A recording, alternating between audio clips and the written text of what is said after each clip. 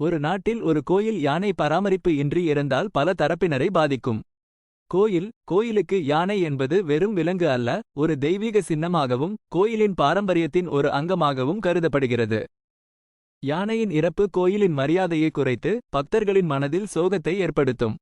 யானை பராமரிப்பாளர்கள் யானையை பராமரித்து வந்தவர்களுக்கு இது மிகப்பெரிய இழப்பாக இருக்கும். அவர்களின் வாழ்வாதாரம் பாதிக்கப்படுவதுடன் மன உளைச்சலுக்கும் ஆளாக நேரிடலாம்.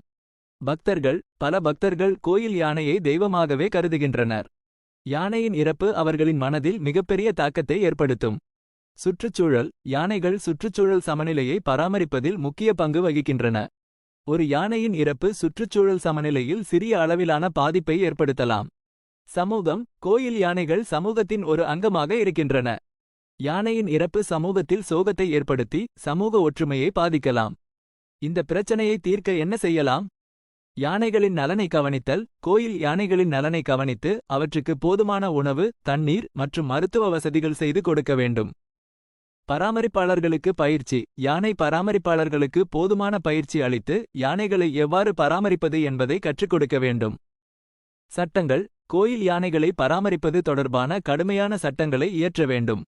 விழிப்புணர்வு கோயில் யானைகளின் முக்கியத்துவம் மற்றும் அவற்றை பாதுகாப்பதன் அவசியம் பற்றி பொதுமக்களிடையே விழிப்புணர்வை ஏற்படுத்த வேண்டும்.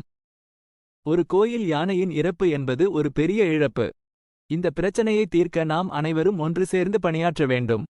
கூடுதல் தகவல்கள். இந்தியாவில் கோயில் யானைகளின் நிலை குறித்து பல ஆய்வுகள் மேற்கொள்ளப்பட்டுள்ளன.